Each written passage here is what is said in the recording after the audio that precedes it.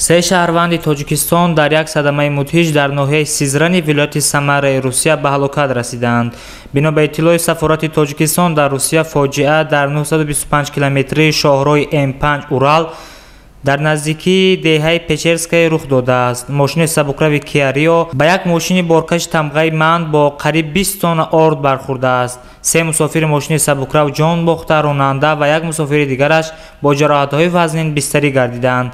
سفارت تاجیکستان در روسیه اظهار داشته است که در مورد فوت 3 نفر جوان تاجیک که صبح 29 آگوست سال جاری در شهر سیزران ولایت سمر بر اثر صدمه نقلیاتی به هلاکت رسیدند در جریان می باشد.